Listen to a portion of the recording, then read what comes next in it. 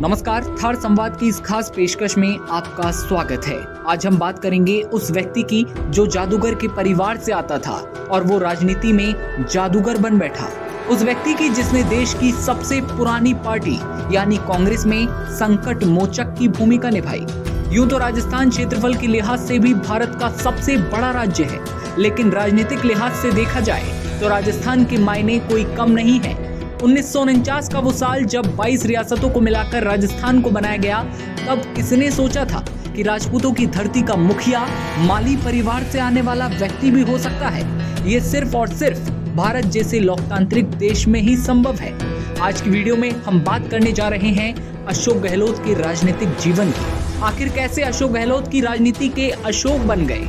3 मई 1951 जब जोधपुर में जन्मे अशोक गहलोत 3 बार प्रदेश के मुख्यमंत्री अब तक बन चुके हैं। कांग्रेस के जादूगर माने जाने वाले गहलोत अपने राजनीतिक विरोधियों को ठिकाने लगाने में भी माहिर हैं। जानकार मानते हैं कि सचिन पायलट के हाशिए पर होने में भी गहलोत की बड़ी भूमिका है। लेकिन कैसे बिना किसी गॉडफादर के अशोक गहलोत ने राजनीति में अपनी जमीन तलाश ली। बात उन दिनों की है जब अशोक गहलोत बांग्लादेश में शरणार्थी कैंप में सेवा कर रहे थे और इसी दौरान कैंप का दौरा करते वक्त इंदिरा गांधी की नजर अशोक गहलोत पर पड़ती है। छात्र जीवन से ही राजनीति में सक्रिय अशोक गांधी और कांग्रेस की विचारधारा से काफी प्रभावित थे। इस वजह से साल 1974 में अशोक गहलोत राजस्थान कांग्रेस की छात्र इकाई NSUI के अध्यक्ष बनते हैं। NSUI के रास्ते उनकी कांग्रेस में एंट्री हुई।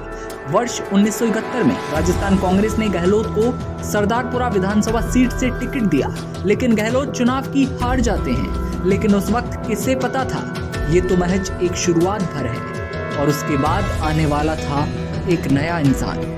फिर संजय गांधी के करीबी बनते हैं। 1980 में उन्हें जोधपुर से लोकसभा का टिकट मिलता है और इसके बाद अशोक गहलोत ने पीछे मुड़कर आज तक कभी नहीं देखा। धीरे धीरे गहलोत पहुंचते हैं दिल्ली और 1984 में केंद्रीय मंत्रिमंडल ने अशोक गहलोत को जगह दी जाती है। इसके बाद अशोक गहलोत लगातार केंद्र की राजनीति में सक्रिय रहते हैं। गहलोत राजीव गांधी के काफी करीबी माने जाते थे। राजीव गांधी की मृत्यु के बाद कांग्रेस पर जब जब संकट गहराया, तब तब अशोक गहलोत जादूगर की भूमिका में नजर आए। 1991 में गहलोत को राजस्थान की जिम्मेदारी फिर से दे दी गई। गहलोत के ऊपर जिम्मा था कि प्रदेश में फिर से संगठन को मजबूत किया जाए। इस काम को पूरी ईमानदारी से लेते हुए अशोक गहलोत ने संगठन में काम किया और पार्टी को मजबूत बनाया। इसका आलम ये हुआ कि जब 1998 में राजस्थान में विधानसभा चुनाव हुए तो कांग्रेस पार्टी को 200 में से 153 सीटों पर जीत मिली। इस बम्पर जीत का श्रेय गहलोत को मिला और इसका इनाम भी पार्टी हाईकमान ने उन्हें दिया। ये बहुत ही खास पेशकश थी। 1998 में अशोक गहलोत पहली बार राजस्थान के मुख्यमंत्री बनते हैं और फिर साल 2008 के विधानसभा चुनाव में कुछ अलग हुआ, जब कांग्रेस को बहुमत से महज 4 सीटें कम मिली। लेकिन अशोक गहलोत तो यूं ही जादूगर नहीं कहा जा सकता। राजनीतिक बुद्धिमानों का इस्तेमाल करते हुए गहलोत ने बहुमत का आंकड़ा जुटाया और दूसरी बार राजस्थान के मुख्यमंत्री बने। और इस दौरान उन्होंने नारा दिया, पानी बचाओ, बिजली बचाओ, सबको पढ़ाओ, जो कि दमदार चला। 2018 के विधानसभा चुनाव में कांग्रेस ने गहलोत और पायलट के चेहरे पर चुनाव लड़ा। चुनाव परिणाम आए, कांग्रेस को सरकार बनाने का स्पष्ट जनादेश मिला, लेकिन गहलोत और पायलट के बीच सीएम पद को लेकर कलह शुरू हो गया और ये कलह अब तक थमने का नाम नहीं ले रहा है। सचिन पायलट और अशोक गहलोत के बीच जिस तरह से लड़ाई चलती है आपसी, वो अपने आप में अलग है और ये कलह अब तक थमने का नाम नहीं ले रहा है। अशोक गहलोत अपने सियासी प्रतिद्वंदी सचिन पायलट को पटखनी देते हुए तीसरी बार मुख्यमंत्री के पद तक पहुंचते हैं। साल 2022 में जब कांग्रेस को अपने नए राष्ट्रीय अध्यक्ष की तलाश थी, तब पार्टी को किसी ऐसे व्यक्ति की जरूरत थी जो संगठन में मजबूत पकड़ रखता हो और गांधी परिवार के प्रति वफादार भी हो।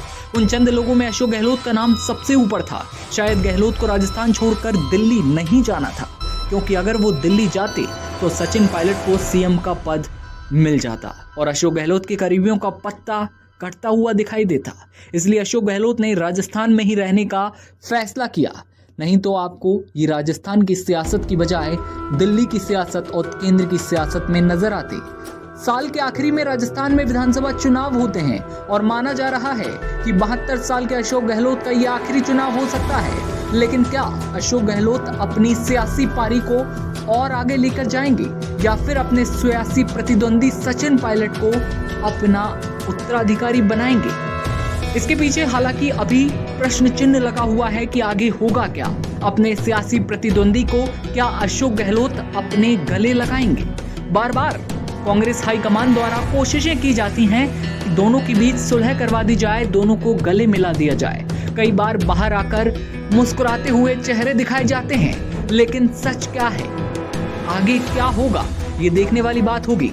क्या है इस पर आपकी राय? कमेंट सेक्शन में जरूर बताइए और तमाम खबरें सबसे पहले देखते रहने के लिए आप बने रहिए थार संवाद के साथ। नमस्कार।